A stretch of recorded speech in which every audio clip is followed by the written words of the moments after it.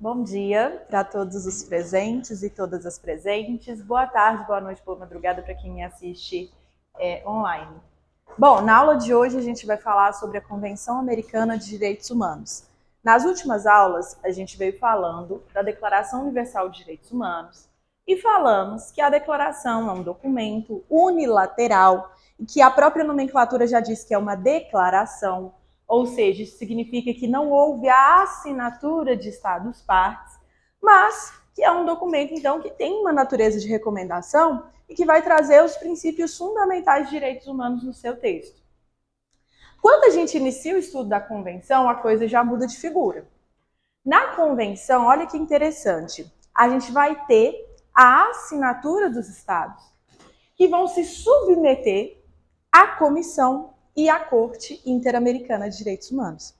Agora, a gente vai ter mecanismos mais palpáveis para a aplicação efetiva desses direitos humanos. E, em eventual hipótese do não cumprimento de direitos humanos, a gente vai ter onde recorrer. Então, a gente tem um sistema global de direitos humanos. O que significa global? Né? Para todas as pessoas, né? Universal. E aí a gente começa a colocar isso em prática, e para colocar isso em prática a gente cria mecanismos aí, sistemas aí regionais de direitos humanos. Então, quando a gente fala em Convenção Interamericana de Direitos Humanos, ou Pacto de São José da Costa Rica, ficou assim conhecido porque foi celebrado lá, né? A gente tem, então, um contexto americano, onde eu vou aplicar esses direitos humanos. Assim como existe um sistema europeu, um sistema africano. Olha que interessante. Então, agora a gente passa a ter um sistema, então, regional de direitos humanos. Aqui na Convenção, então, o nosso contexto ele é americano ou interamericano, entre Américas aí, né? Então, esse sistema interamericano vai ter o foco num sistema regional americano. Então, só para colocar a coisa mais palpável na cabeça de vocês, a título de conhecimento, a gente sabe, então, que existem outros sistemas regionais, que é o sistema europeu, o sistema africano, e aí a gente vai começar a ter mecanismos de coibir as medidas aí que desrespeitem direitos humanos. Então, a gente vai ter formas de coibir o desrespeito a esses direitos humanos. Se, eventualmente, houver um desrespeito a um direito humano determinado, a gente tem a quem recorrer, ok? A gente vai ter um sistema a quem recorrer, beleza? Esse é o primeiro ponto aqui muito importante para a gente falar. Então, se é uma convenção, é diferente da declaração. E aí eu lembrei aos senhores que a gente tem, por exemplo, tratados que podem ser bilaterais ou até multilaterais, quando a gente tem mais de duas partes ali naquele tratado, e uma convenção a mesma história. Numa convenção a gente tem ali uma natureza multilateral, onde os países, estados, partes, vão assinar, vão se submeter e, consequentemente, se eles estão submetidos àquele regramento, haverá aí a possibilidade de aplicar sanções a esses estados-partes. Na declaração, isso não acontece. Na declaração, ela é unilateral. Foi declarado lá na França e aí vai trazer um rol de direitos humanos que são fundamentais. Beleza?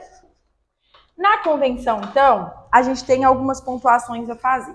Primeira coisa, a convenção vai tratar de direitos civis e políticos e vai trazer também como norma programática direitos sociais, econômicos e culturais, ok? Trazendo então que os estados têm essas obrigações aí de cumprir com direitos econômicos, sociais e culturais, beleza?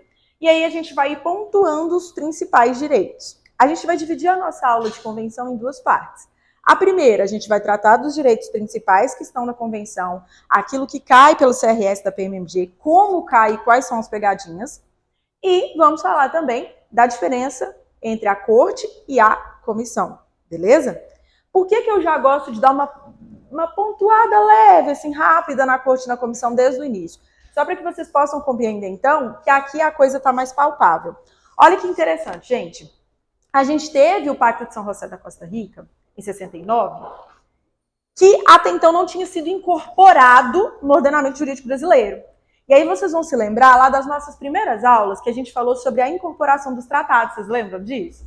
E aí a gente falou que tinham 4 fases, né, que a gente chamava de AARP, nosso mnemônico.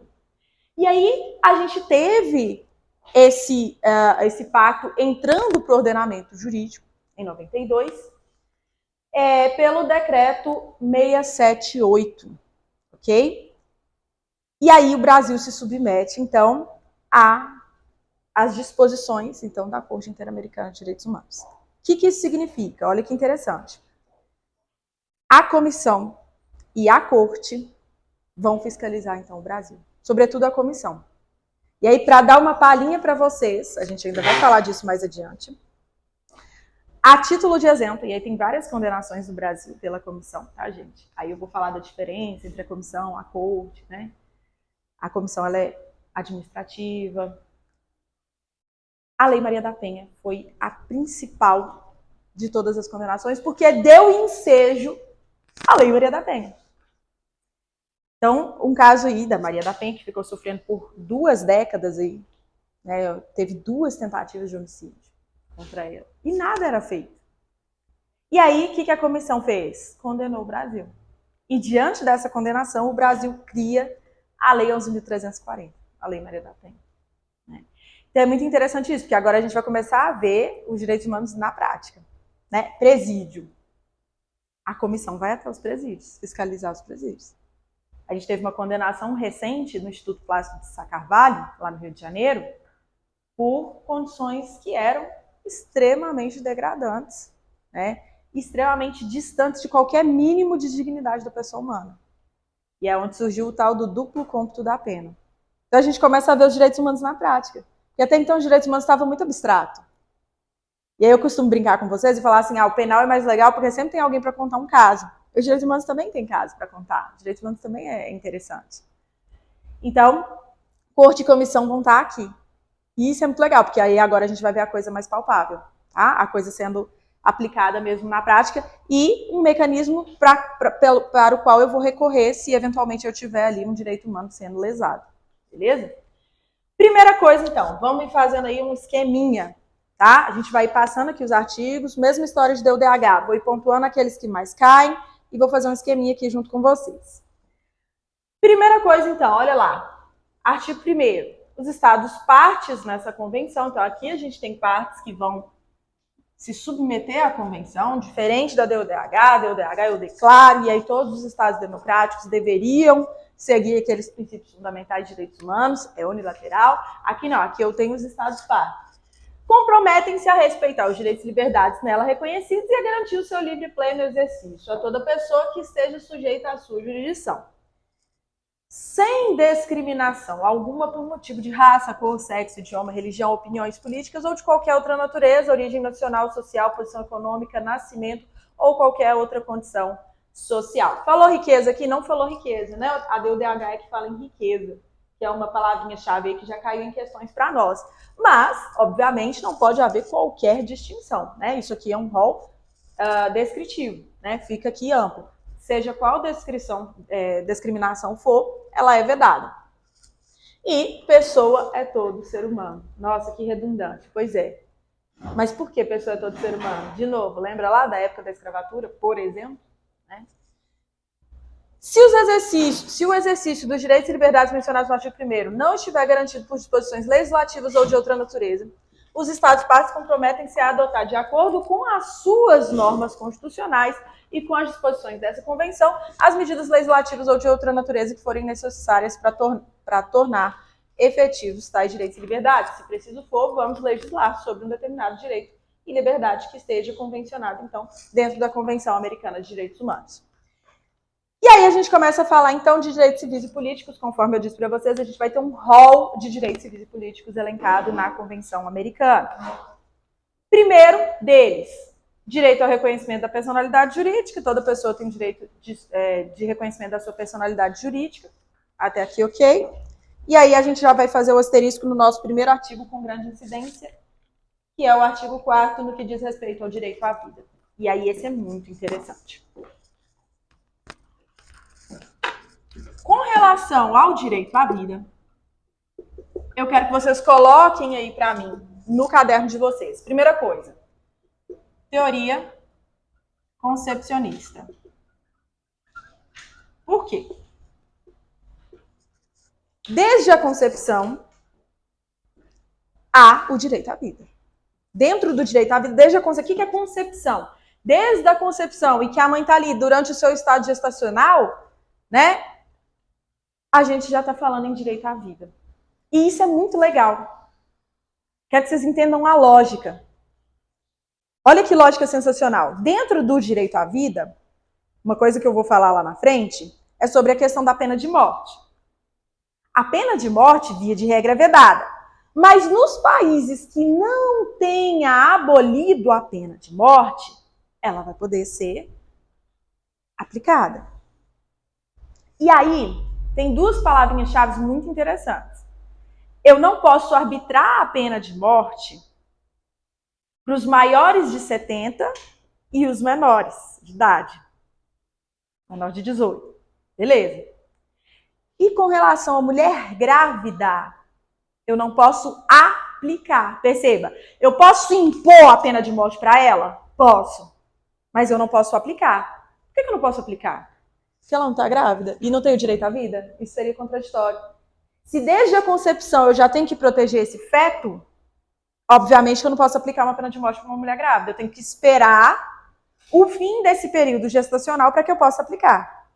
Ou seja, posso arbitrar, posso impor a pena de morte para uma mulher grávida, seguindo os parâmetros legais, nos países que não tenham abolido a pena de morte. Perceba que os que já aboliram não podem restabelecer a pena de morte, beleza? Lembra da vedação do retrocesso? Isso é uma conquista, né? Se eu já conquistei isso, como assim já conquistei isso? Conquistei um direito de não arbitrar penas de morte às pessoas, eu não posso retroceder. Perceba que eu estou falando dos países que não aboliram a pena de morte, beleza? O objetivo da convenção foi ir pouco a pouco, paulatinamente, né, devagarzinho ali, ó, abolindo a pena de morte conforme o passar do tempo. Mas ela respeitou aqueles países que não tinham abolido ainda. E aí eu posso impor a pena de morte para a mulher grávida, mas não posso aplicar. Óbvio. Se eu estou impondo, significa que ela foi condenada à pena de morte. Quando é que eu vou poder aplicar? Só depois do período gestacional. Isso guarda relação com a nossa teoria concepcionista, já que eu estou colocando a salvo os direitos desse feto desde a concepção. E por que eu estou chamando tanta atenção para essa palavra concepcionista? Porque no nosso ordenamento jurídico interno, no direito civil brasileiro, a teoria adotada pelo Código Civil, com algumas ressalvas doutrinárias, é a teoria natalista. Em caso de guerra declarada, retorção. Boa. Olha lá. No Brasil, como é que funciona a questão da pena de morte? No Brasil, é vedada a pena de morte? Não.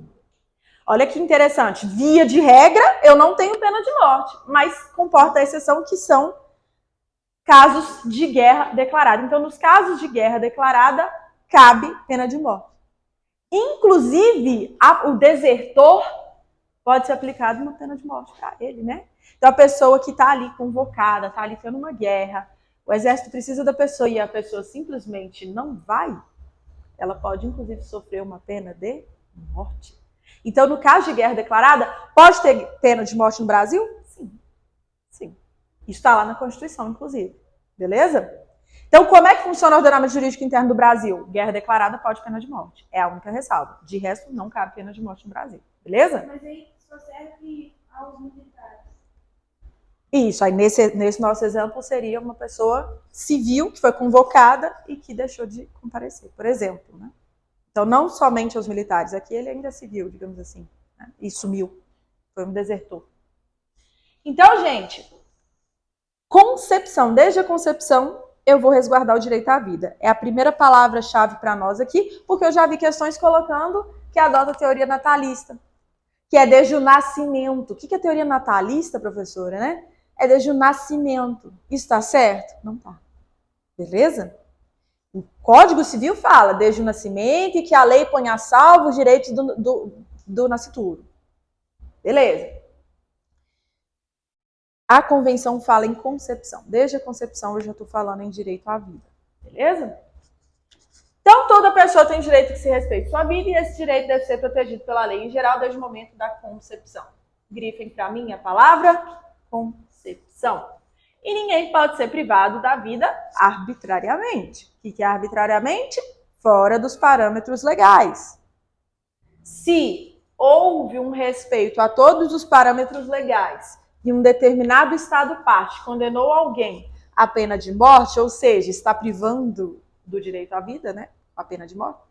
Isso tá ok? Tá ok. Se seguir os parâmetros legais, ok. O que não pode é arbitrariamente. A palavrinha que a gente adora, né? E nos países que não houverem abolido a pena de morte, para vocês, então, que não houverem abolido, essa só poderá ser imposta, primeiro, por delitos graves, obviamente. Princípio da proporcionalidade. Sempre a pena tem que ser proporcional ao grau de lesão que foi provocado ao bem jurídico tutelado. Então, exemplo, a pessoa matou alguém, ela vai ter uma pena maior do que uma pessoa que simplesmente subtraiu coisa alheia móvel sem violência ou grave ameaça. Furto. Ou melhor, imagina o furto e o roubo. No furto, a pessoa só pegou e saiu correndo ali. Não pode ter violência ou grave ameaça. A partir do momento que tiver violência ou grave ameaça, já não é furto mais, é roubo. Qual que vai ter a pena maior? Consequentemente, o roubo. Não é? Ele é mais reprovável, comparado ao furto. Então, pena de morte, delitos mais graves. Óbvio, né, gente? Senão não faria sentido. Cadê a proporcionalidade? Então, essa só poderá ser imposta por delitos mais graves, em cumprimento de sentença final de tribunal competente, em conformidade com a lei que estabeleça tal pena, promulgada antes do cometimento do delito, o princípio da anterioridade, que a gente já veio falando dele. Inclusive, a gente falou dele lá na DUDH, estão lembrados do princípio da anterioridade? Eu preciso que a lei estabeleça uma conduta como uma conduta criminosa, e aí a pessoa vai lá e infringe a lei. Viola a lei. A lei não pode vir depois. Então, hoje está todo mundo aqui, inocentemente, com as suas camisas. Eu viro e falo assim, vir com camisa do Cruzeiro para a sala de aula, crime, punido com pena de reclusão de 5 a 15 anos. Posso fazer isso? De jeito nenhum. De jeito nenhum. A pessoa tem que saber. Então tem que ser antes. A lei tem que ser antes. Ela tem que ser anterior. A gente já falou disso, né? Então, antes de haver o delito sido cometido, e tampouco se estenderá a sua aplicação aos delitos aos quais não se aplique atualmente. Se eu não aplico pena de morte para X delito, eu não posso reestabelecer, eu não posso tornar aquele delito punível com pena de morte no futuro. Isso guarda relação com o princípio da vedação do retrocesso. Simples, né, gente? Então caiu lá, o CRS que adora a letra da lei. O CRS ama a letra da lei. Foi lá e colocou lá o texto do ponto 2 do artigo 4. Aí tirou esse antes, colocou depois. Tirou a palavra antes, colocou depois. Deixou o texto exatamente como ele está. Só trocou uma palavra pela outra. Vocês estão ali lendo com calma, prestando atenção. Falaram, opa! Depois não pode, princípio da anterioridade. É isso que eu quero que vocês tenham o feeling, a maldade. Beleza? Então, tampouco se estenderá a sua aplicação a delitos aos quais não se aplica atualmente. Aí vem lá e fala assim, tira o tampouco e coloca. Se estenderá a sua aplicação a delitos aos quais não se aplica atualmente. Tirou a palavra tampouco. Ou seja, está falando que pode estender. Pode estender? Não. Vocês vão lembrar da vedação do retrocesso. Vocês vão lembrar da razão de ser dos direitos humanos. Olha que legal. Sensacional. Não se pode restabelecer, então, a pena de morte nos estados que hajam abolido. Vai colocando para mim os asteriscos aí. Então, esse ponto 4 ele cai muito. E em nenhum caso pode a pena de morte ser aplicada por delitos políticos e nem os conexos aos delitos políticos. Olha que legal. Então, os delitos políticos, isso aqui despenca na PMMG, despenca. Eu não aplico pena de morte. Nem os conexos aos delitos políticos. Ou seja, que guardam uma conexão, que guardam uma relação com o delito político. Ok?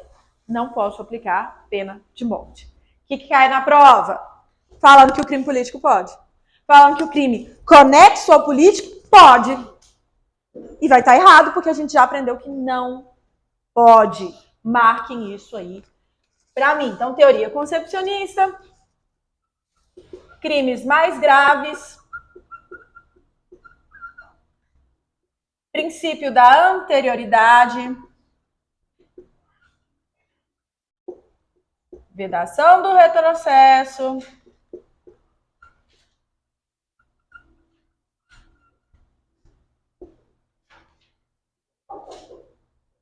vedada em crimes políticos e conexos. Beleza?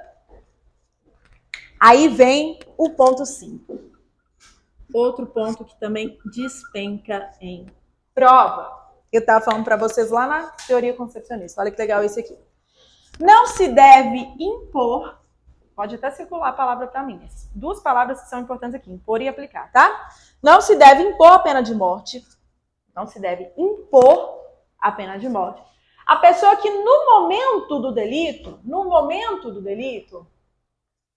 for menor de 18 ou maior de 70. Vou até colocar com cor diferente os números. Quais são os números? 18 e 70. Cuidado com as questões que falam em 60, tá? Maior de 70. Cuidado com questões que falam números diversos. Maior de 70. Menor de 18. Nem aplicá-la a mulher em estado de gravidez. Então, não imposta para o menor de 18 e para o maior de 70.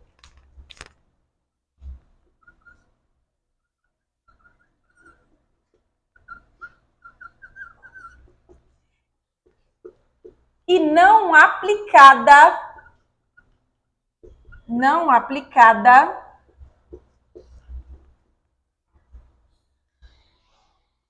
para a mulher grávida.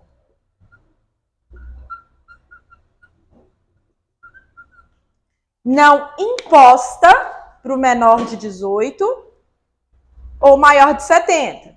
Não posso impor a pena. Não posso condenar essa pena.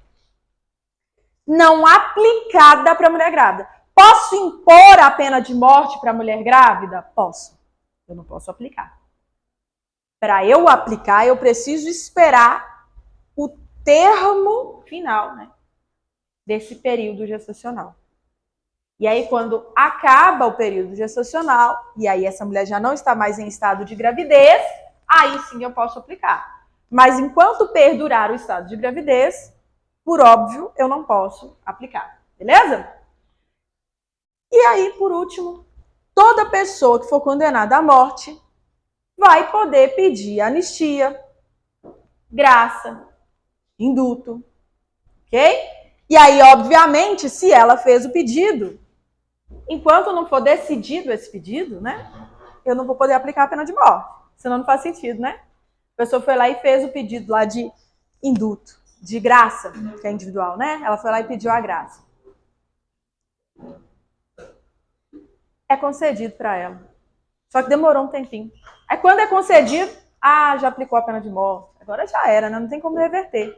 Então, por lógica, se eu solicitei, eu tenho que esperar a resposta, tá? Então, ó, toda pessoa condenada à morte tem direito a solicitar a anistia, o indulto ou a comutação de pena. Quando eu falo graça, graça é sinônimo de indulto individual, tá, gente?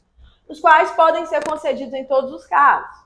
Não se pode executar a pena de morte enquanto o pedido estiver pendente de decisão da autoridade competente, por óbvio, porque depois não tem como eu voltar atrás, né?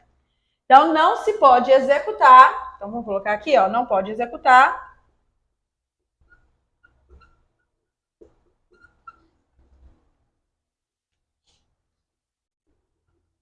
então não executar enquanto pendente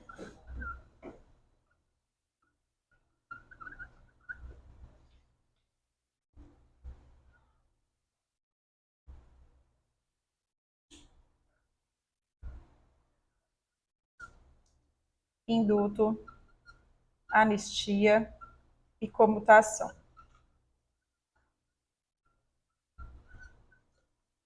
Então, enquanto pendente anistia, indulto e comutação de pena, eu não posso executar essa pena de morte. Então, anotem para mim essas observações no que diz respeito ao direito à vida, porque cai muito em prova. E aí, se vocês esquematizarem assim, fica mais fácil de fazer a revisão de véspera. Bateu o olho e lembrou aí dos pontos principais. Combinado? Artigo 4º, então, tem muita incidência em prova. Relembrando, concepcionista é a nossa teoria adotada na Convenção. Desde a concepção, então, eu estou falando aí de direito à vida. Penas de morte para os crimes mais graves. Vão respeitar o princípio da anterioridade. Essa pena tem que ser prevista anteriormente. Para os países que houverem abolido a pena de morte, eu não posso reestabelecer essa pena de morte em razão da vedação do retrocesso. Eu também não posso ter pena de morte nos crimes políticos e os conexos. Eu não posso impor a pena de morte para os menores de 18 e maiores de 70 no momento do delito, tinham essa idade. Não posso aplicar para mulher grávida e não posso executar enquanto estiver pendente pedido de indulto, comutação e anistia. Beleza? Tranquilo? Artigo 5º, direito à integridade pessoal. Ali a gente estava falando de direito à vida. Agora a gente vai falar de integridade pessoal. Por que eu estou pontuando isso? Já vi que eles estão falando assim. No que diz respeito ao direito à vida, aí vem as opções. Aí a banca coloca um direito que é direito à integridade pessoal misturado nos direitos à vida. Ou seja, o examinador te pediu no que diz respeito ao direito à vida e não integridade pessoal. Aí mistura. Agora a gente vai falar de integridade pessoal. Toda pessoa tem direito que se respeite a sua integridade física, psíquica e moral. Olha que legal. Então, integridade pessoal não é só integridade física. É física, psíquica e moral. Tá? Marquem aí pra mim. Ninguém deve ser submetido a torturas nem a penas ou tratos cruéis, desumanos ou degradantes, e toda pessoa privada de liberdade deve ser tratada com respeito devido à dignidade inerente ao ser humano. Falamos várias vezes em aula que é vedado, em caráter, inclusive, absoluto. Qualquer pena ou castigo cruel, desumano, degradante. E ainda a nossa palavra-chave principal aqui, tortura, né? Pode tortura? Cabe alguma exceção? Olha, é vedado a tortura, mas excepcionalmente em crimes de guerra pode? Não pode. Ah, excepcionalmente em crimes hediondos pode? Não pode. Não cabe exceção. Tortura, tratamento cruel, desumano ou degradante é absolutamente vedado. Isso está na Constituição Federal, isso está na DUDH e isso está na Convenção Americana de Direitos Humanos. E a todo momento cai questão falando, é vedado a tortura, mas em crime de guerra pode, mas em crime hediondo pode. Isso vai estar errado, não comporta exceção. Estou falando isso aqui várias vezes, não pode errar esse tipo de coisa. A pena não pode passar da pessoa do delinquente. Princípio da intranscendência da pena.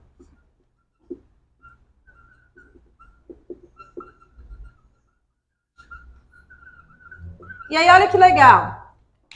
Obviamente, até inclusive a questão da grávida lá, né? Imagina que eu pudesse aplicar a pena de morte para uma mulher grávida. A pena estaria atingindo não só a mulher grávida, estaria atingindo também o feto. Não estaria? Eu estaria violando a intranscendência da pena. O que é intranscendência da pena? Se a pena é do João, ela não pode passar da pessoa do João. É só o João. O João sumiu, vamos punir o pai do João. Vamos punir o filho do João no lugar dele? Posso? De jeito nenhum. De jeito nenhum. Ok? E os processados devem ficar separados do condenado. Vão anotando para mim aí os esquemas que eu fiz, que eu vou ir apagando, beleza? Vou tirar foto para mandar no grupo. Então, a pena não pode passar da pessoa, do condenado, princípio da intranscendência da pena. E olha que interessante quando eu falo do preso, né? Que os processados devem ficar separados dos condenados, salvo em circunstâncias excepcionais e ser submetidos a tratamento adequado à sua condição de pessoas não condenadas. Isso está dentro da integridade pessoal. Eu já vi isso dentro de garantias judiciais, por exemplo. Né? Não está dentro de integridade pessoal. Obviamente, né, gente? Até por uma razão lógica. Eu vou separar os presos, eu vou dar o tratamento adequado à sua condição de pessoa não condenada. Isso está dentro de integridade pessoal.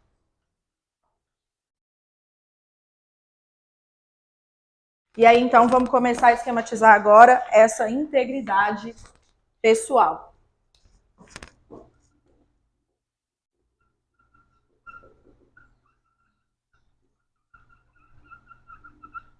Então, as palavras-chave, né? Essa integridade, ela comporta não só a integridade física, mas também psíquica e moral.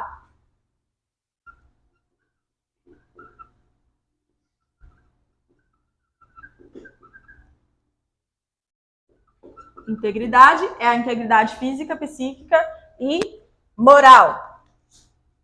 Vedação de tratamento cruel, desumano ou degradante. Então, olha lá, no artigo 2º. Tortura, tratamento cruel, desumano ou degradante é vedado.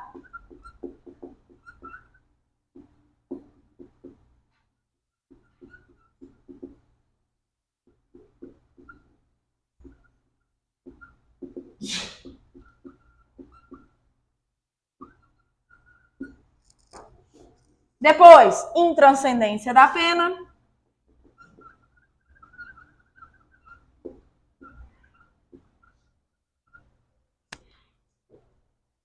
E a separação dos presos condenados e os presos processados. Então, quem são os presos processados? A pessoa que ainda não sofreu a condenação por sentença penal condenatória com trânsito em julgado, ela não é considerada um preso definitivo. Ela é considerada como um preso provisório. Então, imagine que tem uma pessoa respondendo a um processo criminal e que é aplicada uma prisão preventiva para ela, por exemplo. Perceba que essa pessoa ela é considerada, então, como preso processado e não preso condenado. Ela ainda está respondendo ao processo. Quem é o preso condenado? Aquele que já teve trânsito em julgado. Então, não cabe recurso nenhum mais. Teve o trânsito em julgado, acabou. Não tem mais um processo pelo qual a pessoa vai recorrer, vai tomar qualquer medida. Trânsito em julgado, já não cabe mais discussão sobre a matéria. Beleza? E aí eu vou separar essas pessoas. Então, separação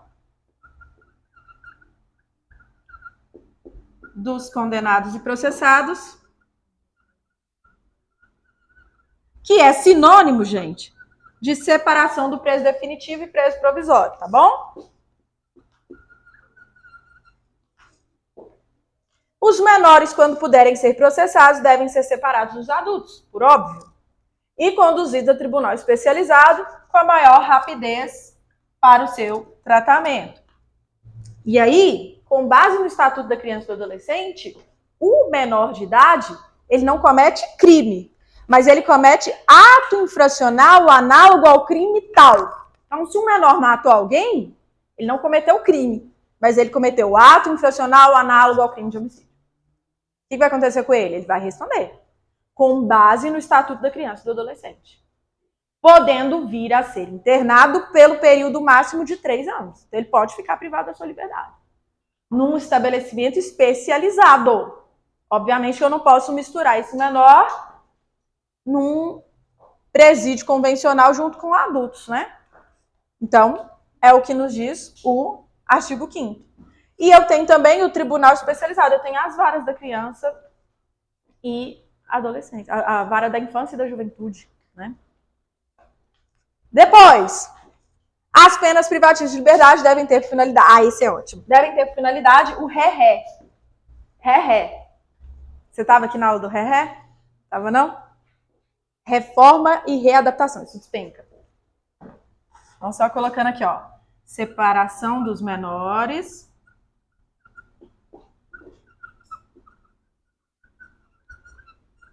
E adultos. E o ré-ré.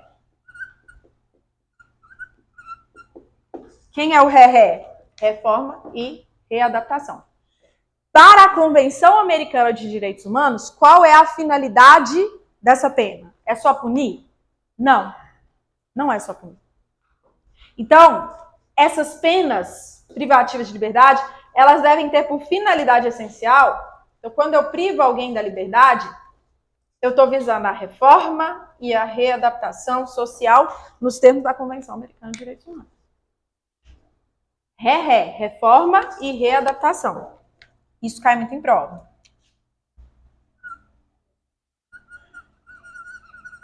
Reforma e readaptação.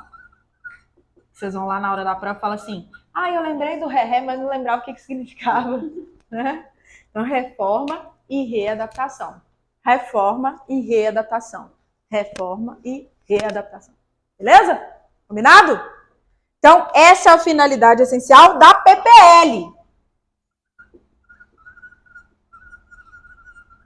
Finalidade de quem? Da PPL. Vou até colocar PPL de azul. PPL significa pena privativa de liberdade, tá, gente? Pena privativa de liberdade. O que CRS faz? CRS é malandro. É malandra, né? Que é banca, né? Ô banca que gosta de pegar a gente tirando uma palavra e colocando outra. Ele vai lá, a banca vai lá e coloca o texto desse ponto 6 aqui. Só que ao invés de colocar pena privativa de liberdade, sabe o que ele coloca? Restritiva de direitos. Coloca assim, a pena restritiva de direitos tem por finalidade essencial a reforma e a readaptação. Isso está certo? Não. Porque a convenção está falando pra gente da pena privativa de liberdade. Eu estou privando alguém da liberdade da pessoa. Na restritiva de direitos, só para ficar mais palpável na cabeça de vocês, tá? Obviamente, né, a banca tirou lá o penal para nossa tristeza, então a gente não precisa saber o que eu vou falar agora. Mas só para que vocês tenham conhecimento. Na restritiva de direitos, obviamente eu não estou cerceando ninguém da sua liberdade, né? Eu não estou privando da liberdade, senão não seria restritivo de direitos. E aí eu tenho várias subespécies. E aí imagine, por exemplo, a pessoa que acaba se envolvendo aí num crime de trânsito, que vai estar lá no CTB, então, os crimes de trânsito. E aí o juiz aplica uma pena restritiva de direitos e coloca lá uma prestação de serviços em que ela vai ter que prestar serviço num hospital que atende vítimas de acidentes automobilísticos. Olha que legal. A pessoa vai aprender com essa pena alguma coisa? Lógico, vai. Então, tem finalidades dentro da pena restritiva de direitos, que o juiz vai olhar ali na situação do caso concreto e vai ver qual que é a espécie de pena restritiva de direitos que ele vai aplicar? Obviamente. Tem uma razão de ser também. Mas a convenção só vai falar pra gente da PPL, beleza? Pena privativa de liberdade. E aí vai falar que nessa pena privativa de liberdade, a gente vai visar o reforma e readaptação. Reforma e readaptação. Reforma e readaptação. Afinal de contas, esse sujeito vai regressar ao convívio social depois, não é? Vai retornar ao convívio social depois. Então, eu vou visar essa reforma e essa readaptação, não só punir. Privar da liberdade é uma forma de punir, mas além de punir, vai visar essa reforma e readaptação nos termos da convenção. Beleza? Tranquilo? PPL, beleza? Então, PPL, reforma e readaptação. Dentro, então, do direito à integridade pessoal. Dentro, então, do direito à integridade pessoal. Se caiu lá assim, são garantias judiciais. Imagina que a questão falou que são garantias judiciais. Aí colocou lá, reforma e readaptação. Tá certo ou tá errado? Errado. Reforma e readaptação tá dentro da integridade pessoal. Então, cuidado para não confundir isso também. Tem bancas que gostam de fazer isso. Coloca lá, garantia à integridade pessoal misturado com garantias judiciais. Direito à vida misturado com integridade pessoal. Então, cuidado também para não confundir. Vou apagar o lado de lá, hein? Depois eu mando isso aqui para vocês mandarem lá no grupo.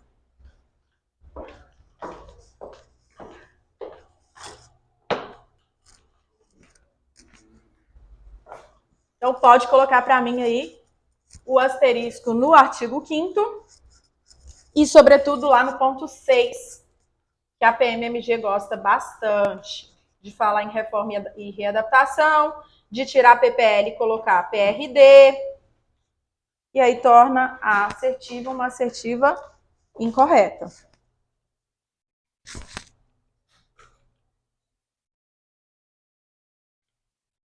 Bora para o artigo 6º agora.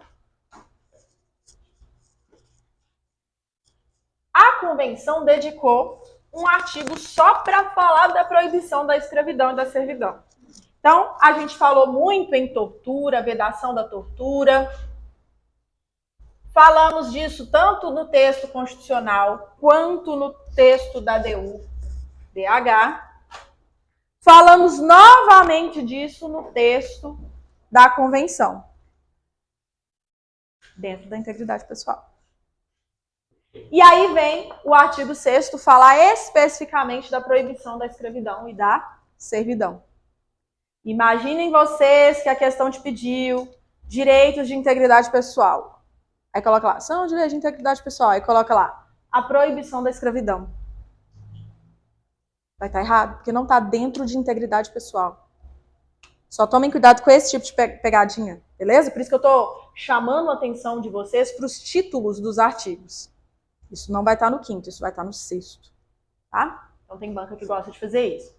Ninguém pode ser submetido à escravidão ou à servidão, e tanto estas como o tráfico de escravos e o tráfico de mulheres são proibidos em todas as suas formas. O que o CRS faz? Engraçado, né? A gente começa a decorar as questões. O que o CRS faz? Fala que pode o tráfico de mulheres, fala que pode o tráfico de escravos. De uma maneira bem sutil, tá, gente? Tira uma palavrinha e coloca outra.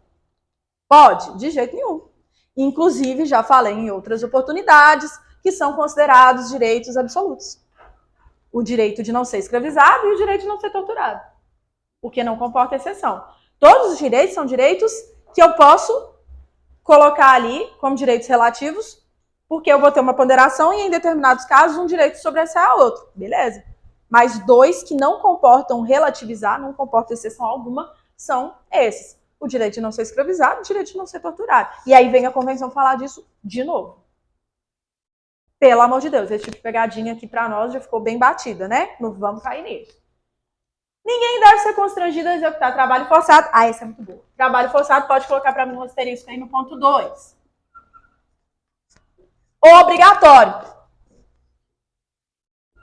E aí vem falando dos países que prescreve. Olha lá. Nos países em que se prescreve para certos delitos a pena privativa de liberdade acompanhada de trabalho forçado, essa disposição não pode ser interpretada no sentido de que proíbe o cumprimento da dita pena. Então, a convenção, ela admite a pena de trabalho forçado. A convenção, já vou explicar como é que funciona no Brasil. Imposto por juiz ou tribunal competente. Aí vem falando, o tribunal forçado não deve afetar a dignidade e nem a capacidade física e intelectual do recluso. Olha que legal. Lembra da pena de morte? Que nos países que houverem abolido, eu não posso restabelecer, que eu só posso ter a pena de morte, então, nos países que não tenham abolido essa pena de morte, e aí eu vou ter alguns critérios, eu não posso impor essa pena para os menores de 18 e maiores de 70, eu não posso aplicar essa pena de morte para a mulher gestante. E aí, no que diz respeito aos trabalhos forçados, eu também vou permitir em alguns países, então, que já impõem esse trabalho forçado, mas vou colocar ali algumas ressalvas, alguns pontos essenciais, gente, de um mínimo de dignidade. Então, eu não posso afetar a capacidade física, capacidade intelectual, eu tenho que trazer um mínimo de dignidade nesse trabalho forçado aqui. E qual é a diferença entre trabalho obrigatório e trabalho forçado? Antes da gente partir para os demais artigos aqui. Olha que legal o que eu vou falar agora. No Brasil, embora poucos saibam, o trabalho é obrigatório. No Brasil, o trabalho é obrigatório. Aí a gente entra na internet, e não foi só uma vez. Só que ultimamente eu tô me desligando para não me estressar. Eu tô mais plena, vou pra roça, lá andando a cavalo. Nem ligar a televisão tanto, tô ligando mais, gente. Pra não estressar. Pego a moto, vou andar de moto, plena, tranquilo. Aí você entra na internet e tá lá assim. Projeto de lei vai tornar obrigatório o trabalho. Aí vem o povo nos comentários. Finalmente, já passou da hora do preço trabalhar, não sei o que, não sei o que. Sinto em dizer que o trabalho, gente, ele já é obrigatório. E ele é obrigatório desde 1984 no Brasil. Conforme a lei de execução penal. Aí vem o questionamento. Mas por que a maioria dos presos não trabalham? E aí vem a indignação. Eu tenho certeza que isso é um ponto em comum que a maioria das pessoas vão ter. O preso não trabalha, muitas vezes, né? Aí ele não trabalha e vai fazer outra coisa. Atividade de leitura, oral, blá, blá, blá. Porque não existe política de provisão de vaga de trabalho no Brasil. O que, professora? Exatamente. O que o Estado não oferece. Vai lá no Ceresp de Betim, no mutirão do Ceresp. Qualquer um pode participar, tá, gente? Pode se voluntariar. O que a maioria dos presos pede? Trabalho. Inclusive, muitos falam assim, eu quero ser transferido, porque aqui eu não tenho trabalho. Quero ser transferido para um lugar que eu possa trabalhar. Por quê, gente? Porque o trabalho me permite remir pena. A cada 3 dias trabalhados, um dia remido de pena. Querendo ou não, me dá ali 3/4, no mínimo 3/4 do salário mínimo para receber. Já é uma coisinha. Vou passar o tempo e ainda vou reduzir pena, gente. Remissão. Ou seja, é bom demais pro preso. A maioria quer. A maioria esmagadora quer. Por que o preso não está trabalhando? Porque não existe política de provisão de vagas de trabalho. O Estado vai lá, constrói uma estrutura de trabalho e deixa lá abandonada. Lá no Rio de Janeiro mesmo já aconteceu. Aí fica lá abandonada, dinheiro público jogado fora e não bota o preso para trabalhar. E o preso quer trabalhar. Então eu tenho certeza que por mais que as minhas opiniões e a de vocês possam ser divergentes em alguns pontos, eu tenho certeza absoluta que o ponto voltado ao trabalho, vocês vão concordar comigo. De quem que a gente tem que cobrar isso? É do Estado. Não tem política de provisão de vaga de trabalho. Mas vamos voltar. Então, o que é trabalho obrigatório? Trabalho obrigatório, que já existe desde 1984, significa dizer o seguinte. Olha, suponhamos então que tem lá a política de provisão de vaga de trabalho, beleza? Na prática não tem, aí eu boto o preso para fazer outras coisas. Boto ele para ler, boto ele para fazer lá o coral, fazer lá a PQP para remir pena. Aí ele vai remir de outras formas, né? São os puxadinhos, aí a gente inventa umas gambiarras, porque não tem o trabalho. Mas aí tá, tem o trabalho e o trabalho é obrigatório. E aí o preso falou assim, não vou trabalhar, não. Peraí, a professora acabou de falar que o trabalho é obrigatório. Aí o preso falou, não vou trabalhar. Se esse preso não trabalha, a gente já falou que o trabalho é obrigatório, ele não vai progredir de regime. Ele vai sofrer as consequências disso. Ele não vai progredir de regime. Você quer progredir? Você quer ir para o semiaberto? Você quer ir para o aberto? Você não vai, porque você não está trabalhando. Você vai continuar no fechado. Ele não vai remir pena. Ele próprio vai sofrer as consequências, porque o trabalho é obrigatório. O que eu não posso fazer no Brasil? Forçar o cara, pegar ele pelo braço e forçar ele a trabalhar. Aí eu gosto muito de usar esse exemplo, que é o exemplo da vacina, da Covid. A vacina é obrigatória. A vacina é obrigatória. Mas ela não pode ser forçada. Eu não posso te pegar pelo braço e te forçar a vacinar. Ah, professor, então de que adianta ser obrigatória? Adianta, deixa eu explicar. Aí vão ter consequências. Se ela é obrigatória, o que isso significa? Que eu posso impor uma consequência. Então imagina o cara que é funcionário público. Aí vem a repartição pública e fala assim, olha, só vai entrar quem está vacinado. Aí o cara que não tomou vacina se lascou, para não falar outra palavra. Se lascou, porque ele não vai entrar. E se ele não entrar, ele inclusive pode sofrer a pena de demissão. Né? Pode ser considerado, então, um abandono da função pública. Então ele vai ter que vacinar, porque a vacina não é obrigatória. Aí vem as universidades, só entra quem é vacinado. Vem os estabelecimentos, vem as viagens, só vai viajar se for vacinado. Por quê? Porque a vacina é obrigatória. Eu não posso te pegar pelo braço, mas eu posso impor consequências. Exame de paternidade é obrigatório, mas eu não posso forçar o cara. Professora, aí ficou muito fácil, é só o cara falar que não quer fazer. Qual que vai ser a consequência? Vocês sabem, né? O cara falou, não quero fazer, beleza, não quer não posso te forçar, mas é obrigatório. Você não quer, então você vai ser presumido como pai. O cara que não faz, ele é presumido como pai. Pronto, simples. Ou ele faz ou ele faz. Se ele não quer fazer, ele vai ser pai de todo jeito. De maneira presumida. Então, obrigatório, gente, são coisas que eu vou estabelecer consequências, sanções. E o que é forçado? Forçado é eu pegar pelo braço. Então, no Brasil, o que a Constituição fala pra gente? Que são vedadas as penas de caráter forçado. Beleza? Eu não posso forçar ninguém a nada. Não posso forçar alguém a ir lá e tirar o sangue, forçar alguém a tomar uma vacina, forçar alguém a trabalhar. Mas a partir do momento que eu falar que isso é obrigatório, obviamente, o que isso significa? Significa que haverá consequência, que haverá sanções. Beleza? Então, no Brasil não tem trabalho forçado. Mas aí vem a convenção nos dizer que pode ter trabalho forçado nos países que estabelecem trabalhos forçados. E que nesses países que estabelecem trabalhos forçados, eu preciso de um mínimo de dignidade. Então, vai ser uma pena de trabalho forçado, que vai ter que trazer um mínimo de dignidade, que não vai poder afetar o caráter aí da dignidade, da capacidade física e intelectual desse recluso. Tranquilo? Entenderam a diferença entre obrigatório e forçado? Tem gente que confunde? Entenderam que o trabalho no Brasil já é obrigatório desde 84? Complicado, né?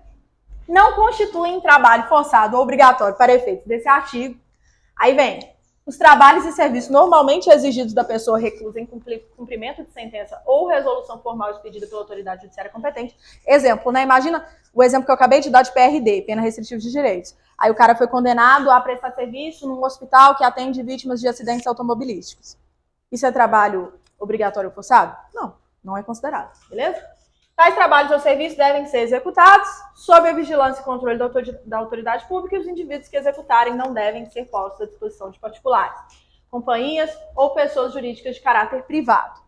No Brasil, eu posso ter trabalhos sendo executados em obras e serviços da administração pública quando o cara está no fechado, ou se o cara estiver em outro regime, né, semiaberto ou aberto, aí eu posso ter a participação de entidade privada.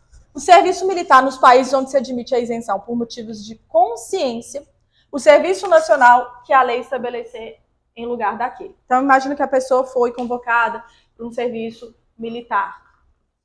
Isso é considerado trabalho forçado obrigatório? Não. Isso é considerado nada mais nada menos do que a sua obrigação.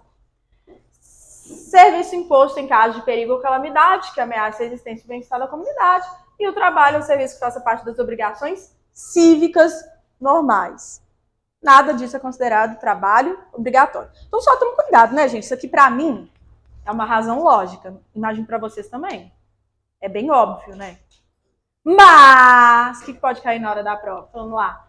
É vedado o trabalho forçado ou obrigatório, por exemplo. A gente já viu que não é vedado. Aí coloca assim, ó.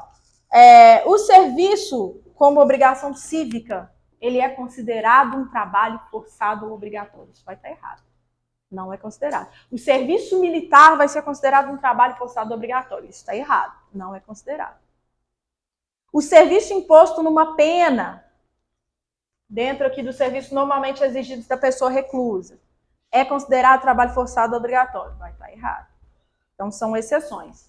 Essas 4 hipóteses são exceções. São hipóteses em que eu não considero como trabalho forçado obrigatório. Só tomem cuidado com relação a isso, porque o examinador também adora cobrar exceção.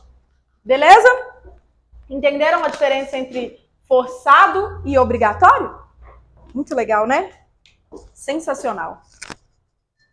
E aí coloquem então para mim o asterisco aí nos pontos 2 e 3 do artigo 5. Então, o trabalho obrigatório ou forçado está dentro do artigo que diz respeito à proibição da escravidão e da servidão. E não da integridade física, hein? E não da integridade física.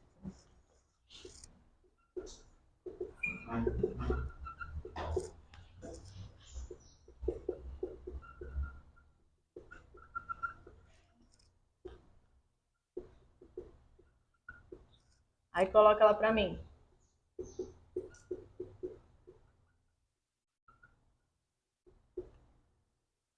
Aí coloca, né? Com dignidade e desde que não afete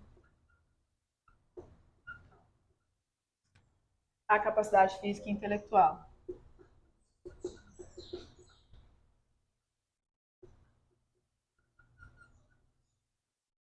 Intelectual.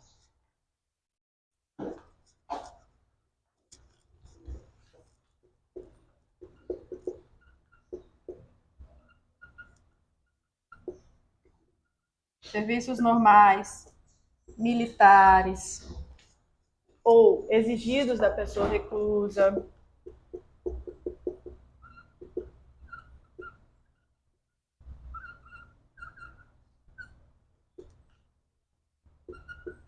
Aí pode colocar aí, exemplo PRD.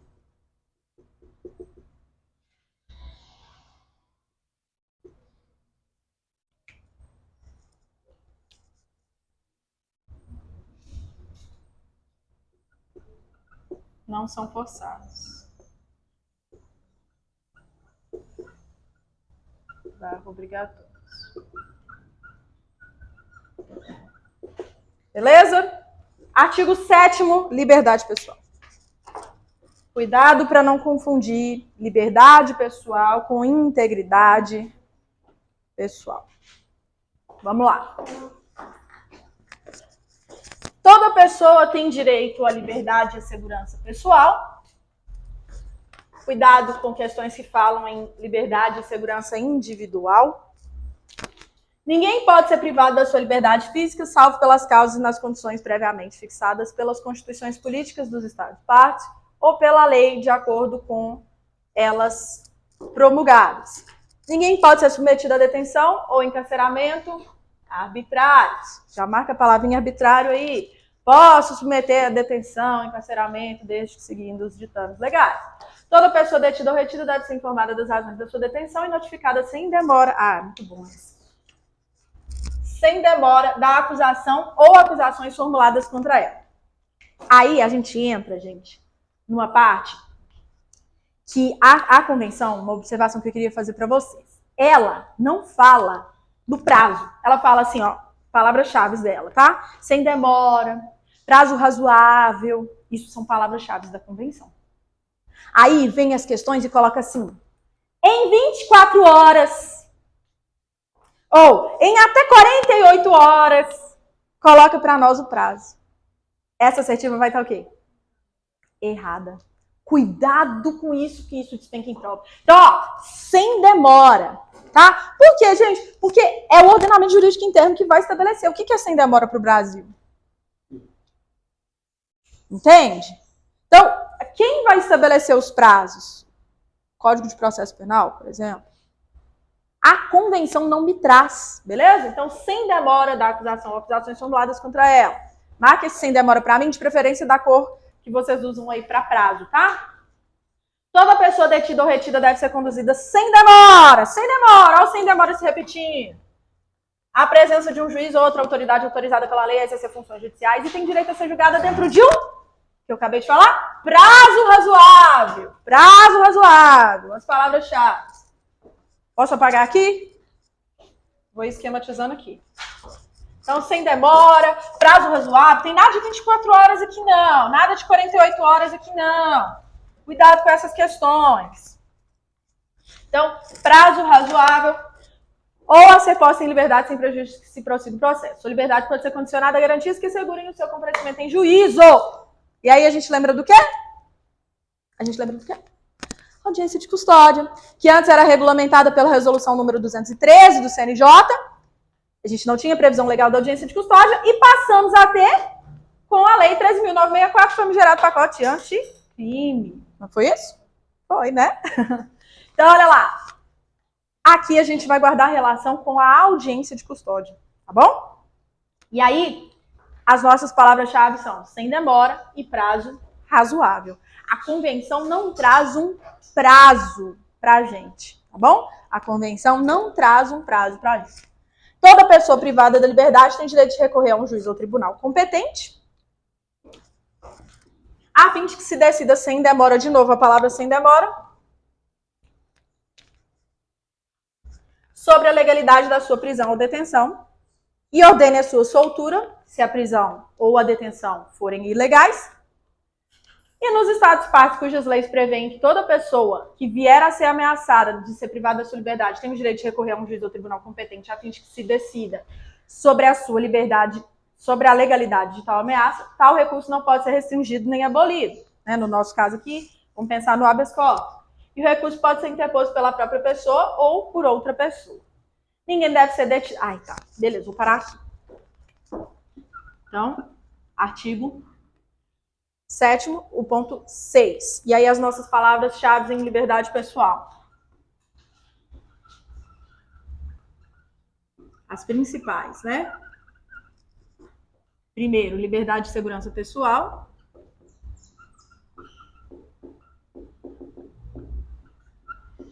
Depois, sem demora e prazo razoável.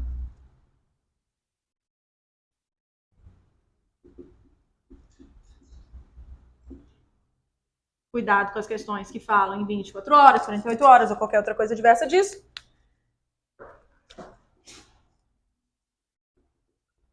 Coloca aí, tribunal competente, audiência de custódia, só para que vocês se lembrem disso, tá? E aí um outro ponto que eu adoro e que despenca em prova, esse aqui cai muito em prova, esse ponto 7, gente. E ele foi, inclusive, objeto de súmula vinculante pelo STF. Olha lá, ninguém deve ser detido por dívida. Então, qual é a regra? Ninguém deve ser detido por dívida. Só que essa regra comporta uma única exceção, que são as dívidas decorrentes de obrigação de caráter alimentar. Olha o que eu estou falando. Não há sanção que vá privar da liberdade, ou seja, né, que vai deter uma pessoa, que vai privar a pessoa da liberdade dela, em razão de uma dívida. Então, ninguém deve ser detido por dívida. Ok. Salvo as dívidas decorrentes de obrigação de caráter alimentar. O que eu estou querendo dizer? Se alguém está me devendo, né, olha, natureza civil, se alguém foi, sei lá, nomeado por um juiz como depositário fiel de alguma coisa, e aí foi lá e deteriorou o bem todo, eu não posso punir essa pessoa detendo essa pessoa, privando essa pessoa da liberdade dela, beleza? Então, ninguém pode ser detido por dívidas, por qualquer sanção, então, de caráter civil. Essas sanções de caráter civil eu não posso privar da liberdade. Tranquilo até aqui? Qual que é a única ressalva? E aí fica muito fácil, vocês vão lembrar com muita facilidade. A sanção de caráter decorrente de caráter de obrigação, sanção decorrente de obrigação de caráter alimentar. O que vocês vão lembrar? O que vocês vão lembrar? Da tal da pensão alimentícia. Então vocês vão falar assim, ah, mas fulano estava devendo pensão alimentícia, foi preso. Uai, a professora falou que não pode prender? Detenção de caráter civil? Então a única exceção é essa detenção decorrente do descumprimento, né, do inadimplemento de uma obrigação de caráter alimentar. Tranquilo? Então, ó, ninguém deve ser detido por dívida e esse princípio não limita os mandados de autoridade judiciária competente pedidos em virtude de inadimplemento de obrigação alimentar. Então, a única exceção é o inadimplemento de obrigação de caráter alimentar. E aí, gente, isso vai dar ensejo à súmula vinculante de número 25 do STF. O que a súmula vinculante de número 25 vai falar? Vai falar sobre a prisão do depositário infiel. Vai vedar a prisão do depositário infiel. E por que o STF vai vedar a prisão do depositário infiel? Com base no artigo 7º.7 da Convenção Americana de Direitos Humanos. E aí tem um ponto muito legal aqui. Porque o texto da Constituição Federal fala na possibilidade da prisão do depositário infiel. Sim, o texto da Constituição Federal fala na possibilidade da prisão do depositário infiel. E aí a gente passou a ter, então, um conflito entre esse texto e o texto da Convenção, que tem caráter infraconstitucional ou supralegal, tendo em vista que trata de direitos humanos e que foi incorporado no Brasil, passando pelas 4 fases de incorporação dos tratados que a gente falou. E aí, pelo decreto 678, foi incorporado no Brasil, lá em 92. Não é isso? A gente falou no início da aula? Beleza. O que o STF fez, então? O STF falou assim, olha, esse texto aqui não vai ser aplicado em respeito à Convenção Americana de Direitos Humanos. Então, editou a súmula vinculante, de número 25, vedando a prisão do depositário infiel. Olha que legal. Porque a Convenção proíbe essas sanções, essas detenções decorrentes de dívida ou qualquer outra natureza civil. Beleza? Então, editou essa súmula vinculante. E aí, o que aconteceu, então, com o texto da Constituição? Ele foi revogado? Não, porque a STF não revoga a lei. Uma lei só é revogada por outra lei. E aí, quando o assunto é Constituição, a gente teria que ter uma emenda, não é isso? Aí quem faz isso? O Poder Legislativo, não é o Judiciário, né? Então, não, o texto não foi revogado, ele está lá. O que aconteceu foi o que a gente chama de efeito paralisante dos tratados de direitos humanos. Olha que legal! Efeito paralisante dos tratados internacionais de direitos humanos. Então, a Convenção Americana de Direitos Humanos trouxe esse efeito paralisante no que diz respeito à prisão do depositário infiel que estava no texto da Constituição, que está no texto da Constituição. Tá? Então a STF já editou essa súmula vinculante e aí saibam que não cabe essa prisão do depositário infiel. Então imagina que o juiz nomeou uma pessoa, né? Vocês estão lá discutindo um determinado bem em juízo, né? Na justiça. Aí o juiz falou assim, olha, quem vai ser o depositário fiel desses bens vai ser o João das Couves. Aí João das Couves vai cuidar então de um carro. Um exemplo, tá, gente? E aí o que ele faz? Deteriora o carro todo. Ou senão, vende o carro sabendo que ele não pode vender. Né, faz uma mutreta lá, some com o carro, né? Ele está sendo um depositário o quê, gente? Infiel. Eu posso prender ele? Não posso. Tá bom? Não posso. Eu posso prender alguém por qualquer outra razão aí de natureza civil? Não posso. Por causa de dívida? Não posso. Qual que é a única possibilidade? Quando é decorrente do inadimplemento de uma obrigação alimentar. Aí eu posso prender. Tranquilo? Fácil, né? Moleza. Então só marquem aí pra mim. Artigo 7º, o ponto 7, porque ele também cai muito, tá? O CRS gosta de cobrar ele e a gente já tem, inclusive, súmula vinculante para tratar disso. Deixa eu só colocar ele aqui embaixo, então, ó.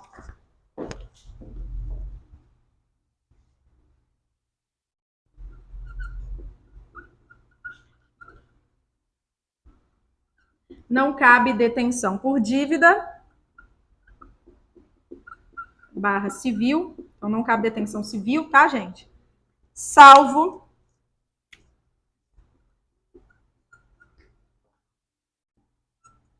alimentar. São só palavras-chave, por isso que eu tô colocando mais curtinho, tá? Salvo alimentar, vocês vão entender. O alimentar é a pessoa que descumpre a obrigação alimentar, tá bom? Então, não cabe a detenção por dívida, não cabe a detenção civil, salvo a alimentar. Obrigação alimentar. Tranquilo? Só anotem. Quem está copiando aí essas palavrinhas-chave já tem a revisão na mão. Ó, bateu o olho lá, 10 minutinhos fez a revisão.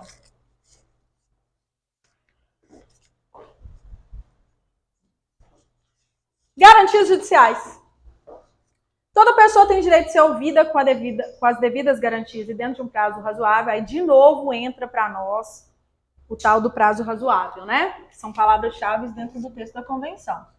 Por um juiz ou tribunal competente, independente e imparcial, estabelecido anteriormente por lei. Eu não posso criar um tribunal, né, que seria um tribunal de exceção, para julgar alguém. Na apuração de qualquer acusação penal formulada contra ela, ou para que se determinem seus direitos e obrigações de natureza civil, trabalhista, fiscal ou de qualquer outra natureza. Então, prazo razoável vai lembrar a gente da duração razoável do processo, né? Um dos princípios que a gente tem aí. Estabelecido anteriormente, então eu prevejo lá na letra da lei que o tribunal X ou Y é competente para julgar os crimes X ou Y, para julgar as ações de natureza trabalhista, fiscal ou qualquer outra natureza, e aí pronto. Já tem ali aquele tribunal estabelecido. O que eu não posso fazer é, eu tenho um fato, e aí eu crio um tribunal para julgar uma determinada pessoa, um determinado fato, depois do acontecimento do fato. Porque aí é um tribunal de exceção. Isso eu não posso ter. Então, por exemplo, quando no plano de governo do PT eles colocam lá que iriam criar um tribunal para julgar o Bolsonaro, isso é um tribunal de exceção. Isso viola diretamente não só o ordenamento jurídico brasileiro, como viola também o regramento de direitos humanos. Beleza? Não pode. É vedado, então, tribunal de exceção. Toda pessoa acusada de um delito tem direito a que se presuma sua inocência. E aí a gente lembra que a DUDH também fala desse princípio. Vocês lembram? Que a DUDH também fala do princípio da presunção de inocência ou da não culpabilidade, enquanto não se comprove legalmente a sua culpa. E durante o processo, toda pessoa tem direito, em plena igualdade, às seguintes garantias mínimas. Aí a gente vai falando de cada uma aqui. Então, de novo, é a mesma coisa que eu vou lembrar para vocês aqui, ó. Diferente do artigo 5º, inciso 57 da Constituição. O texto da Constituição traz a palavrinha trânsito em julgado para nós, beleza? O texto da DUDH não traz essa palavra e o texto da Convenção também não traz essa palavra. Ambos os textos, tanto da DUDH quanto da convenção, falam assim, ó, até que se comprove legalmente a culpa. Então, conforme os ditames legais, eu vou comprovar a culpa. Até lá, eu presumo inocente. Isso está lá na DUDH e isso também está aqui, olha, enquanto não se comprove legalmente a sua culpa. Então, se a questão vier trazendo o texto do inciso 57 da Constituição, vocês têm que tomar cuidado. Porque, embora esteja presente na Constituição, se no enunciado da questão o examinador te pediu com base na DUDH ou com base na Convenção, você não vai responder com base na Constituição. É com base em quê? Risca lá. Com base na Convenção. Beleza. Aí vai lá na questão de direito constitucional, cara. Com base na Constituição. Aí, tudo bem. Isso também é outra pegadinha que o CRS gosta e outras bancas também gostam. Então você tem que olhar o enunciado e saber o que o examinador está te perguntando, para não cair em pegadinha. Tá bom? E aí, ó, quais são as garantias mínimas? Direito do acusado de ser assistido essa é boa. Gratuitamente por tradutor ou intérprete, se não compreender ou não falar o idioma do juiz ou tribunal, óbvio, né? Se ele compreende, não faz sentido eu ter um tradutor ou intérprete. Comunicação prévia e pormenorizada do acusado acerca da acusação que está sendo formulada contra ele tem que saber, né? Só marca para mim prévia, né? Comunicação prévia e pormenorizada. Concessão ao acusado do tempo e dos meios adequados para a preparação da defesa. Direito do acusado de defender-se pessoalmente ou de ser assistido por um defensor da sua escolha e de comunicar-se livremente, em particular, com seu defensor. Então, ele pode se defender ou ele pode eleger um defensor. E aí, esse comunicar-se livremente com o defensor, né, em particular, é muito legal isso aqui. Isso aqui, inclusive, está no Estatuto da OAB. Então, se o advogado chega e fala assim, olha, eu quero falar com o meu cliente. Isso não pode ser negado. Imagina que no meio da audiência você fala assim, eu preciso de 5 minutos com o meu cliente. Ele pode? Pode. Isso não pode ser negado. Isso está tanto na convenção quanto dentro do nosso ordenamento jurídico interno. Beleza? Às vezes o cliente abre muito o bocão, né? A gente fala, opa! Direito irrenunciável de ser assistido por um defensor. Direito irrenunciável de ser assistido por um defensor, proporcionado pelo Estado remunerado ou não, segundo a legislação interna, se o acusado não se defender ou ele não eleger um defensor para fazer isso. Então, não pode, gente, a pessoa não pode ficar sem um defensor, tá? Se ela fica sem um defensor, inclusive todo esse processo, tudo que acontecer sem o defensor, serão considerados atos nulos, ok? Eu não vou poder utilizar. Então, imagina que a pessoa não está se defendendo e também não elegeu um defensor para fazê-lo, né? Não contratou um advogado. Aí, o que vai acontecer? Vai entrar em cena a Defensoria Pública, por exemplo. Tá bom? Direito de defesa de inquirir as testemunhas presentes no tribunal e de obter o comparecimento como testemunha ou peritos de outras pessoas que possam lançá-lo sobre os fatos. Direito de não ser obrigado a depor contra si mesmo nem a declarar-se culpada, o tal do nem teneto se detegere, ou o direito de não produzir prova contra si mesmo. Direito de recorrer da sentença para um juiz ou tribunal superior. E a confissão do acusado só é válida se feita sem coação de nenhuma natureza. O acusado absolvido de sentença passada em julgado não poderá ser submetido a novo processo pelos mesmos fatos. E o processo penal deve ser público, salvo no que for necessário para preservar os interesses da justiça. Esse aqui também pode colocar um asterisco para mim. O CRS já cobrou, colocando lá que é privado, que é sigiloso, que não sei o quê. Então, olha que legal. Via de regra, ele é público. Aí, salvo, então, olha a exceção. Salvo no que for necessário para preservar os interesses da justiça. Eu só vou colocar esse sigilo para preservar os interesses da justiça. Embora, na prática, não é qualquer um que tenha acesso, principalmente no processo penal, tá? Mas, enfim, ó, o processo penal deve ser público, tá bom? Já vi questão falando assim, privado, sigiloso, sendo que esse sigilo ele vai ser aplicado excepcionalmente nos casos que vai ser necessário para preservar os interesses da justiça. Tranquilo? Então marca para mim esse ponto 5 também. E as palavras-chave que eu fui marcando aqui com vocês. Tá bom? Então, isso está dentro das garantias judiciais. Marquem para mim, por favor.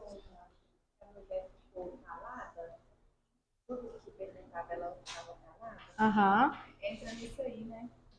Sim, pode. O direito de permanecer calado, né? Então, entra aqui dentro. Ó. Esse direito ao silêncio, ele é um desdobramento do direito de não ser obrigado a depor contra si mesmo e nem de se declarar culpado.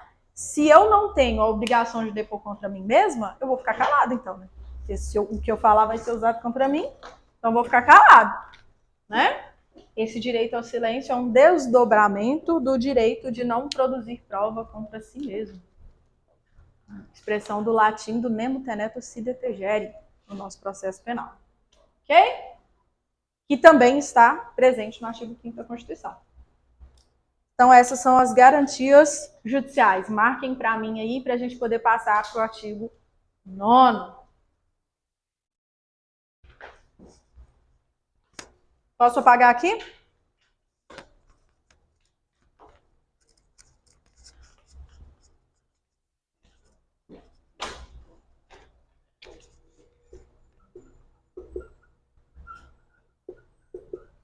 Então, nas garantias judiciais, de novo, a gente tem a palavra prazo razoável se repetindo como palavra-chave.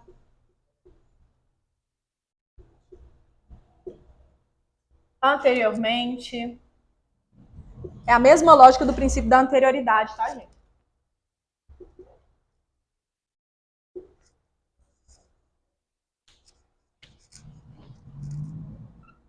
Presunção de inocência.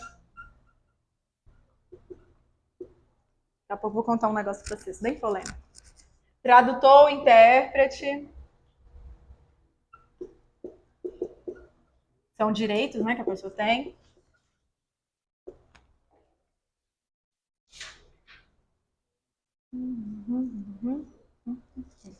Não pode ficar sem defensor.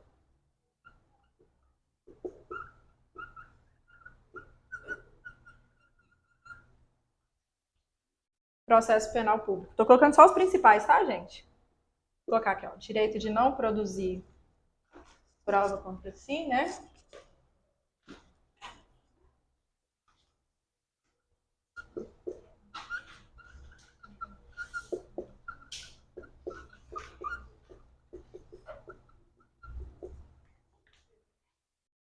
E o processo penal público. E aí o sigilo só para preservar os interesses da justiça, tá? Sigilo para preservar os interesses da justiça. Também cai muito esse ponto 5. Anotem aí as palavras-chave, então, para revisão aí de véspera. Não só a revisão de véspera, né? As próximas aí até o momento da prova. Princípio da legalidade, olha que legal. O princípio da legalidade e da retroatividade estão na Convenção. A Convenção traz uma série de princípios, gente, que estão presentes no ordenamento jurídico interno. E aí, olha lá. Ninguém pode ser condenado por ações, e aí a DUDH também fala disso, né? Por ações ou omissões que no momento em que forem cometidas não sejam delituosas, então no momento em que ocorre aquela ação ou omissão não é considerado como crime, então não posso condenar a pessoa. De acordo com o direito aplicado. Tampouco se pode impor pena mais grave que a aplicável no momento da perpetração do delito. Se depois da perpetração do delito a lei dispuser a imposição da pena mais leve, o delinquente será por isso beneficiado. Vamos explicar isso aqui. Então, ó, eu tenho um crime determinado ali na letra da lei e uma pena respectiva. Beleza. João das Couves foi lá, quebrou a regra, né, violou a regra e cometeu o crime. Ele vai ser punido conforme essa lei. Tranquilo? Tranquilo. Ele está ciente que aquilo ali é crime e foi lá e cometeu o crime assim mesmo. Agora, se depois da conduta dele eu venho até a lei, eu posso punir ele? A lei veio depois, eu posso punir ele? Não. A lei tem que ser sempre a anterior. A pena a mesma coisa. A pena é de 2 anos. Aí o cara fala assim, 2 anos, menor potencial ofensivo, dá nada pra nós. Foi lá e cometeu o crime. Qual é a pena dele? 2 anos. Se amanhã a pena passou a ser de 10 anos, eu posso aplicar a pena de 10 anos para ele?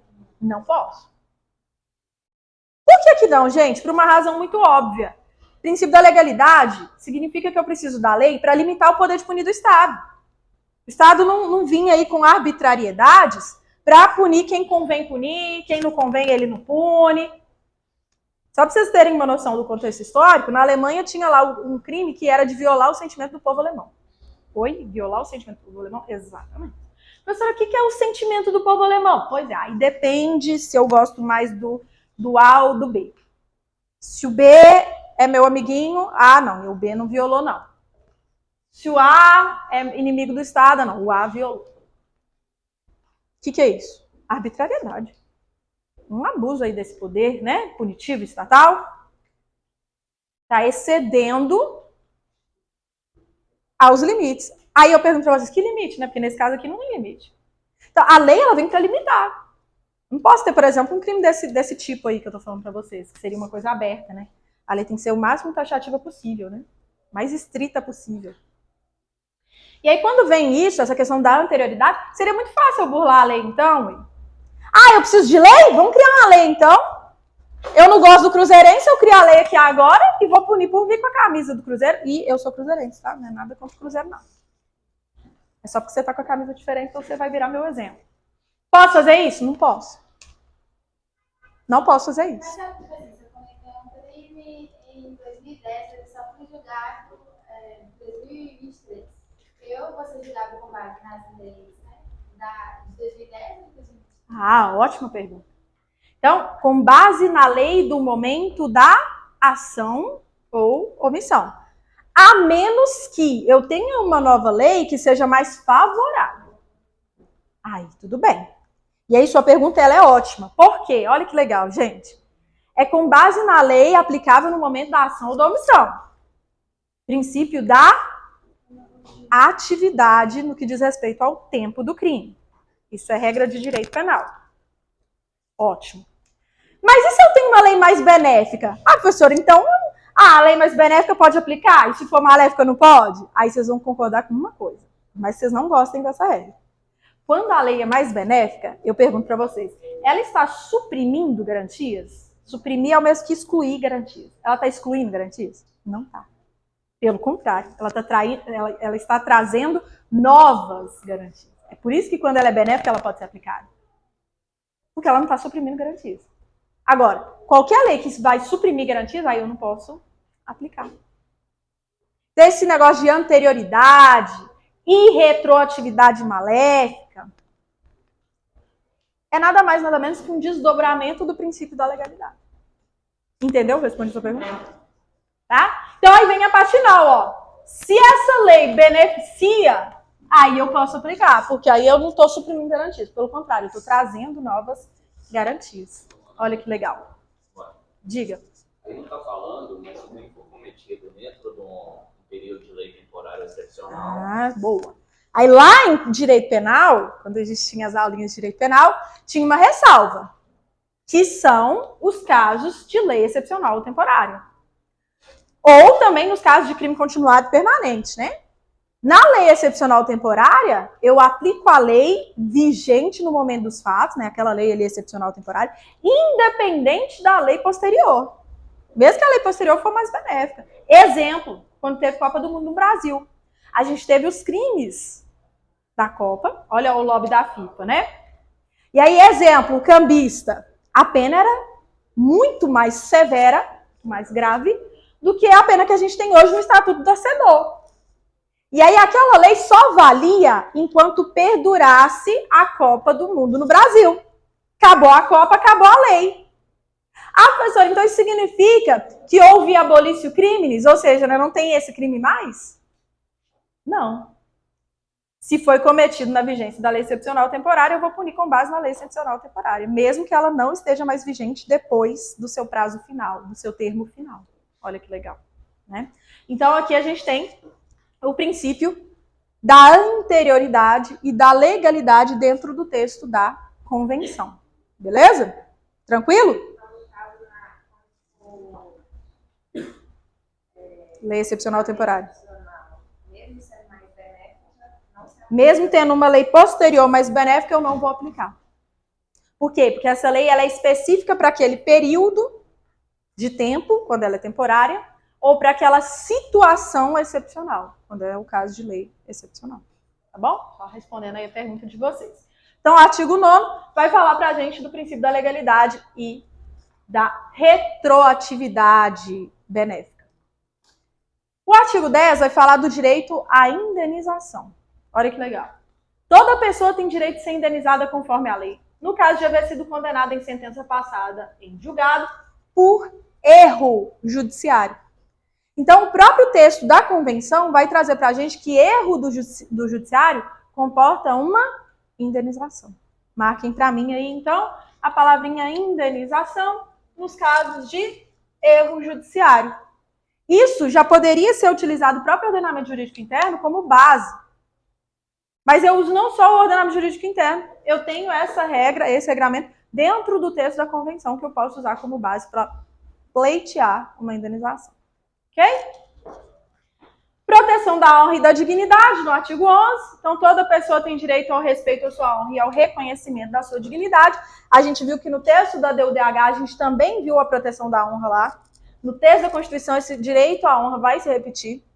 Ninguém pode ser objeto de ingerências arbitrárias ou abusivas na sua vida privada. Isso aqui também já caiu pelo CRS. Ó.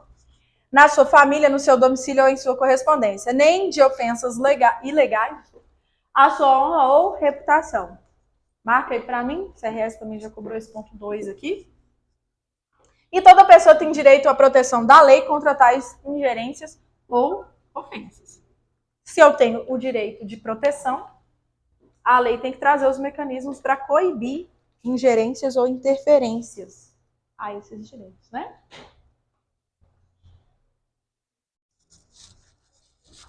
Já estou finalizando, vou finalizar com o 12, tá bom? Liberdade de consciência e religião, que também está lá no rol de direitos e garantias fundamentais da Constituição. E que também estava no texto da DUDH, né? Toda pessoa tem direito à liberdade de consciência e de religião. E esse direito implica a liberdade de conservar a sua religião ou suas crenças, ou de mudar de religião, mesma regrinha do texto da DUDH, vocês lembram? Até brinquei com vocês, falei assim, gente, não seria liberdade se eu não pudesse mudar. Aí quando a DUDH fala também de poder sair do país e a nele regressar, não seria liberdade se eu não pudesse regressar. Então, liberdade é eu poder mudar, poder regressar se eu sair e etc. Então, ó, conservar a sua religião ou crenças, ou de mudar de religião ou de crença, bem como a liberdade de professar e divulgar essa religião, e a DUDH também fala no exercício, né, na manifestação dessa religião ou crença, individual ou coletivamente, a DUDH também fala, tanto em público como em privado, coisas que a DUDH também fala. Vocês estão lembrados? E aí a gente foi marcando, público como privado, individual ou coletivamente, de manter aquela religião ou de mudar de religião. Até falei para vocês assim, aí a pessoa foi batizada católica. Aí agora ela é espírita kardecista. Aí você fala para ela assim, não, você não pode ser não, porque você se batizou católico. Ou então ela quer ser evangélica. Você não pode ser não, porque você se batizou católico. Pode mudar. Eu usei esse exemplo em sala. Então a mesma coisa que está lá na DUDH está se repetindo aqui na convenção. Beleza?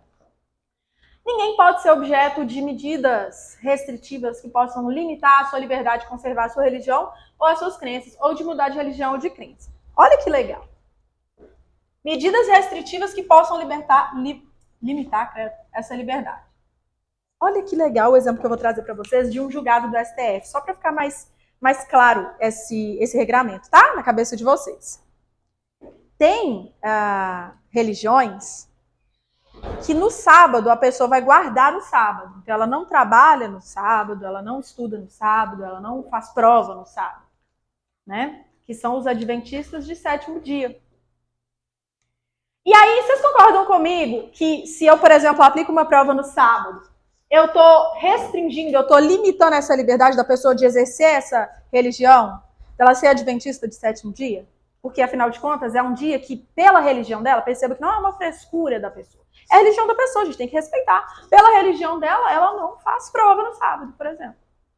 Aí vem a banca e fala assim, não, mas a prova vai ser no sábado. Eu estou desrespeitando isso, não estou? Vocês concordam que eu estou desrespeitando isso? Estou. Aí o que o STF veio falar? Com base na convenção, com base na Constituição, porque a Constituição também fala nessa liberdade de crença e de religião, tá?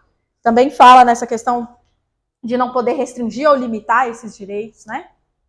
A STF falou assim, olha, Quem é adventista de sétimo dia, por exemplo, e a prova é no sábado, tem direito à reaplicação da prova. É por isso que a maioria esmagadora das provas acontece em que dia? No domingo. Sabia disso? Então, as provas acontecem no domingo justamente para que eu não tenha esse problema. Eu, banca, né? Então, a banca está ali organizando o concurso, aí ela vai aplicar a prova no sábado, mas ela vai ter que reaplicar para o adventista de sétimo dia. Justamente para evitar isso, né? Ela ter que reaplicar, isso gera custos, etc. e tal. A prova acontece no domingo. Então, eu não posso fazer nada que vá limitar ou restringir essa liberdade. Obviamente, isso não é um direito absoluto. Eu não posso usar a minha liberdade de consciência ou de crença, que é o nome desse direito, para, por exemplo, praticar um crime. Para, por exemplo, violar o direito à vida de outra pessoa. Imagina o pai que tem um filho que precisa de transfusão de sangue. É uma criança. Então, no caso ali, excepcionalíssimo, que a criança está morrendo. E o juiz foi lá e falou, não, pode sim. O médico está amparado sim para fazer a transfusão. Porque é a criança, diferente do adulto, né, que fala, eu não quero, respeite a minha liberdade de crença. Tá? Então, esse direito pode sofrer limitações, porque ele não é um direito absoluto. Tá bom? Mas ele tem que ser respeitado. A título de exemplo, a gente teve essa decisão aí nos casos de provas que são aplicadas no sábado. Pode mandar bala. Por curiosidade, nesse caso do adventista, ele teria que comprovar sua religião de alguma forma? É fácil de todo mundo falar que de todo mundo falar que é. Então, aí basta essa afirmação mesmo, né? Declarar que é. A declaração que é. Sabe por quê? Se eu tenho que comprovar demais, eu estou, de novo, limitando essa liberdade. Porque aí vem a banca e fala assim, olha, embora você esteja afirmando que é, você não é não. Isso não pode acontecer. Né? Então, basta essa declaração. Ok? Em muitos concursos, na própria inscrição pergunta. Não são todos, mas tem concursos que perguntam. Então, ó, a liberdade de manifestar a própria religião e as próprias crenças está sujeita, aí vem as limitações que eu falei com vocês, ó, unicamente as limitações prescritas pela lei e que sejam necessárias para proteger a segurança e a ordem, a saúde e a moral públicas ou os direitos ou liberdades das demais pessoas. E aí, em proteção a esses direitos, eu posso limitar outros direitos. Então, não é um direito absoluto, eu posso relativizar. Lembrando que quais são os direitos que não cabe relativização, que não cabe exceção, e que a gente veio falando ao longo das aulas. O direito de não ser escravizado e o direito de não ser torturado.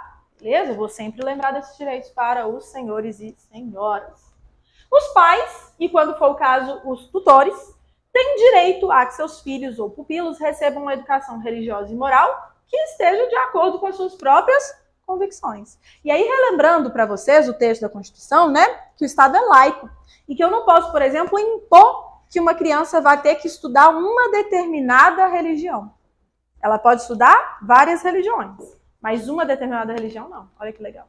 Também tem decisão do STF sobre isso.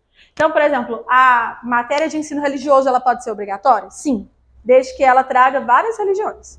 E aí aquela criança ela vai ter conhecimento do que é um candomblé, o que é o catolicismo, o que é ser evangélico e por aí vai. O que eu não posso é impor que a criança vai ter que aprender a religião católica. Isso eu não posso. Entenderam? Bem legal, né? Então, liberdade de consciência e de religião, que a Constituição chama de liberdade de consciência e de crença, que é considerado, então, como uma escusa absolutória dentro do direito penal quando a gente vai falar de culpabilidade. Mas eu não vou falar disso, né? Porque eu não posso empolgar em direito penal, que é a aula de direitos humanos. Mas, então, liberdade de consciência e de crença também está no texto da Convenção. Beleza? Tranquilo? Artigo 13 vai falar na liberdade de pensamento e de expressão, e a gente vai falar do artigo 13 na próxima aula. Então, para casa para vocês, a leitura do artigo 13. Na próxima aula, e aí se vocês tiverem um tempinho, vocês podem ler o 14 também. Só não leiam a comissão e a corte ainda, que aí a gente termina essa parte e deixa a comissão e a corte para o final. Tá bom? Se quiser dar uma lida, não tem problema não. Só para vocês organizarem o tempo de vocês, porque eu sei que tem outras matérias para estudar, livros para ler, né? Então, combinado assim. E aí, na próxima aula, a gente faz questões sobre o conteúdo que a gente já viu até aqui. Combinado? Obrigada e até amanhã. Próxima aula é amanhã. Tá? Não deixem de dar uma lidinha, então, nesses artigos aqui. Do